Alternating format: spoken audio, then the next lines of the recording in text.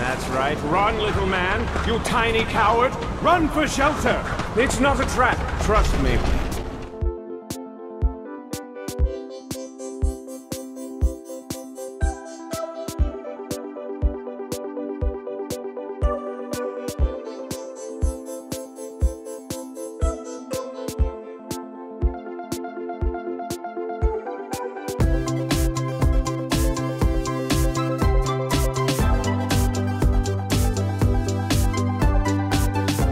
Hi, who are you?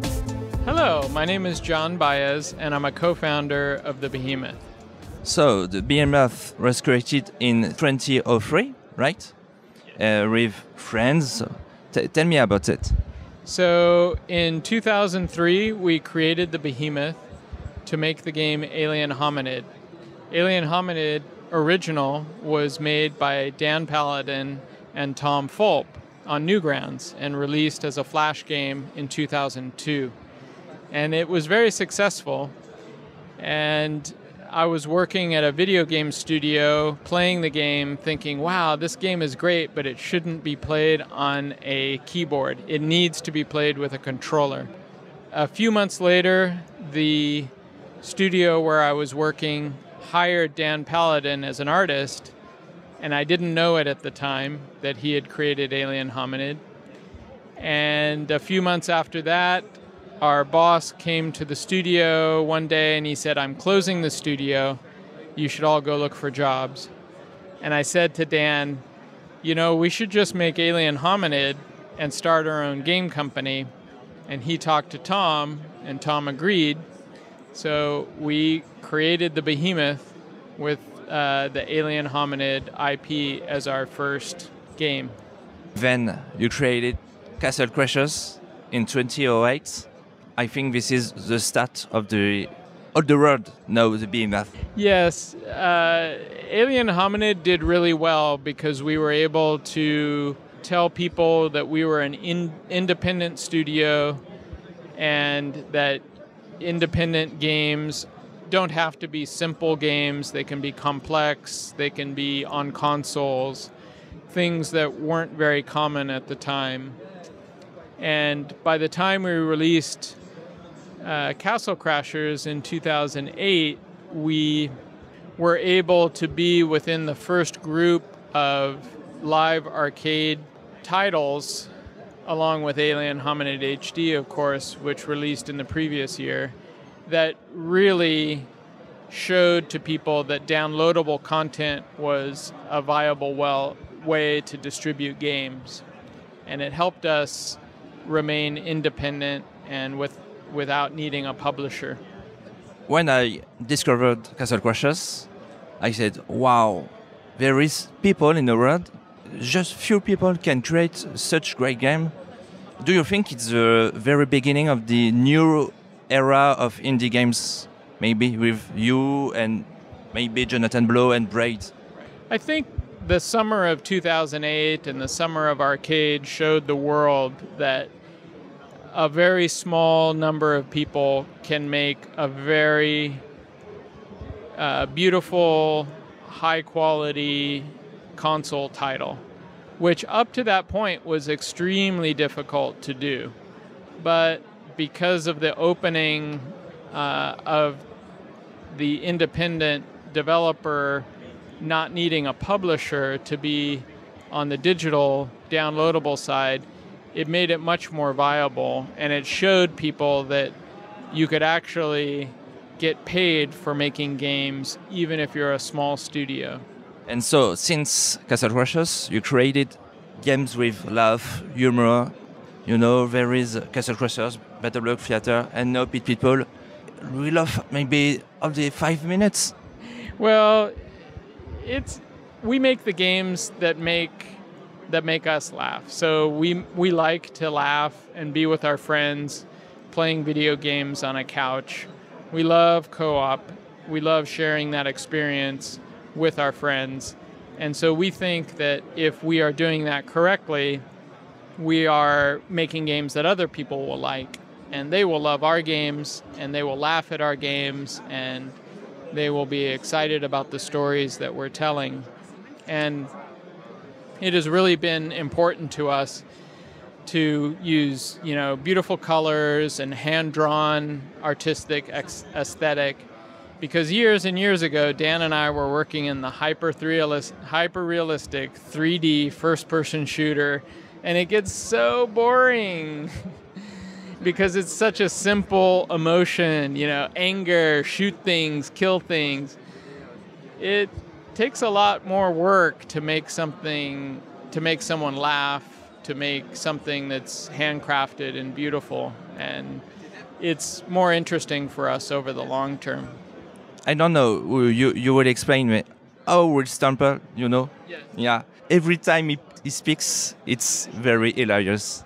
Yes, Stamper is a unique individual, and I'm so fortunate to count him as a really good friend and someone that is very dear to my heart. He has brought joy to millions of people, and it is really fun to showcase his work within our titles.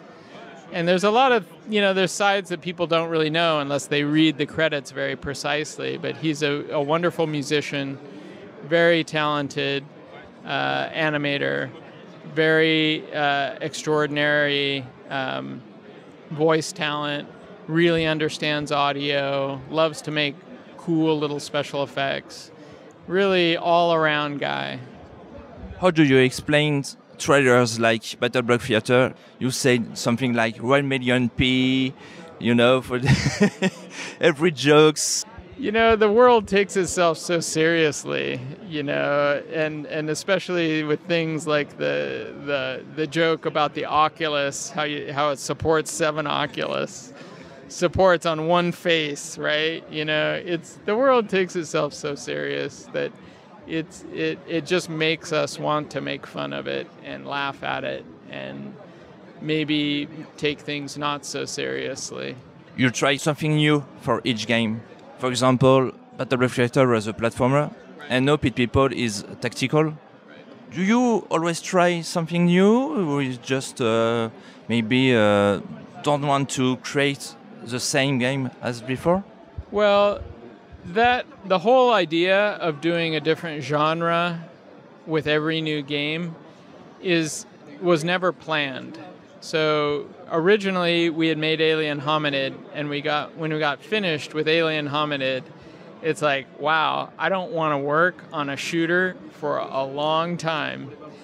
And so we started with a little core idea of just a 4-player adventure with some action in the Z-axis, and that became Castle Crashers. And then when we got done with Castle Crashers, it's like, boy, I don't want to work on a 4-player adventure anymore. And then so we looked at platformers, because we're all fans of platformers. And of course, by the time we got to the 4th game, we began to reflect on what games we like to play in the studio. And everybody in the studio, we've always played strategy games. And it's like, wow, I wonder if we could do a take on strategy games. And it is so hard, because it's one thing to be a fan and play strategy games. It's very complex to make a strategy game. And then we decided that we would make a strategy game that takes out all the annoying parts that we find in strategy games, because we're not like super hardcore strategy people. So we took out all of the micromanagement and made it more accessible, but at the same time keeping a lot of depth for the hardcore player. Once you understand the system and how each class has pros and cons depending on what you're going against. So you explain what is Pit People. What's the story about it? Well, I can't give away too much, because I want to make sure that people who haven't played, really, you're just a humble blueberry farmer. And in the blink of an eye, at the very beginning of the game, all of that is taken away from you. And you have to figure out how to continue with your life. And that is the basis of the whole game. And it being a turn-based strategy, it becomes a game of the player managing 4, 5, 6 characters on the screen and how to best position them for each battle. You also created a co-op game like Castle Crashers or Battle Block Theater. Do you want always co-op games because it's very fun with friends, right? Yeah, we've always had one of the mottos of the studio is fun with friends, right? Or more fun with friends. And so we've always put a focus on co-op, whether it's couch co-op or online co-op. But it's really that interaction that you have with other people as you're trying to go through the story together or solve problems together. It's really that social interaction that we are interested in exploring. The people have to know, what drugs do you take? Nothing, really. It's quite remarkable. It's a funny thing when you start really getting into a creative side. You really don't need them, right? When you're young, you think, oh yeah, if I'm high all the time, I'll be more creative, and then you realize that's all bullshit, right? It's if you work hard and you focus very tightly on something, all those creative things keeps you going and leads to new ideas, and you really don't need any of that. Because a planet with a big god bear, it's very strange. Yeah, it is. It's.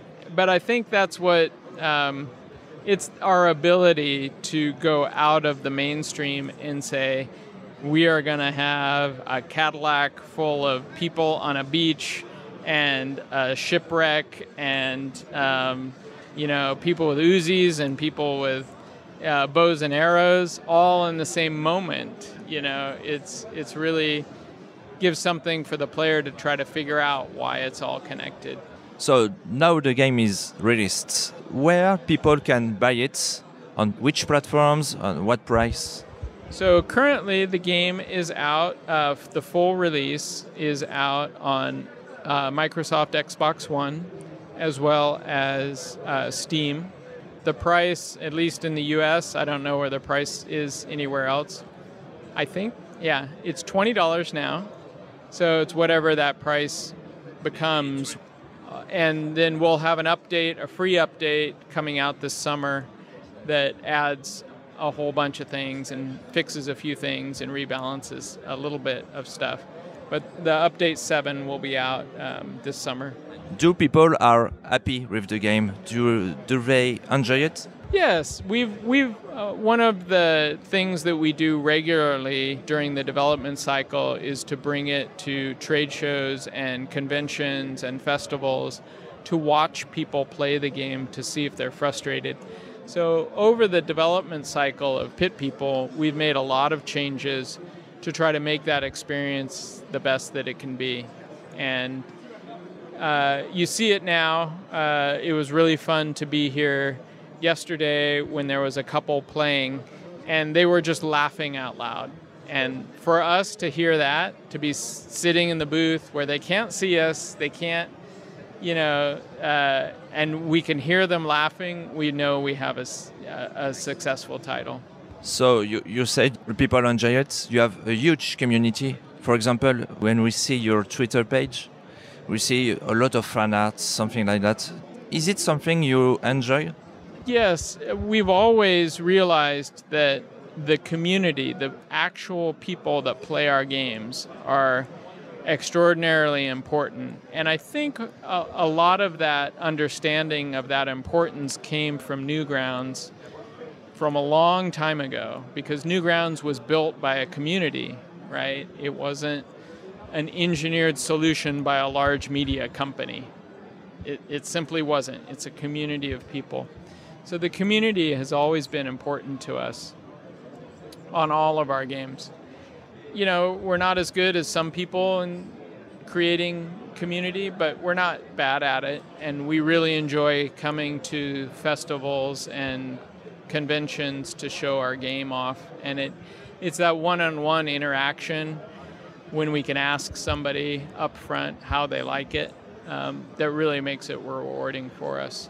Talking about festivals, do you like coming in France? Is it your first time or? Yes, this is really our first official time as the Behemoth in Europe ever. We realized that we have just launched Pit People just a month ago, and we always had interest in going to Europe, but we never found an easy way to do it. And since we've done many trade shows in the United States and in Japan, we decided that after PAX East, we would keep traveling east, and we would go to London Resd, and we would come here to play by PAX. And it's been a great experience. Something that we look forward to coming back and doing in the future. Primarily because it's at PAX has become so huge that we can't see everybody, and not everybody sees us. So a smaller convention is actually better for us because we have more personal interaction with people. It's logistically, it's a lot more complicated, but we have a very modest booth here at Play, and it's perfect for 2 people. It's not too hard to work the booth, and the environment, just being in Paris, is fantastic. Do you have some future festivals where people can meet you and try Pit People? Well, the best things for people to do would be to follow us on Twitter, of course, shameless plug. Just because that's where we know where we're going. We make decisions very quickly.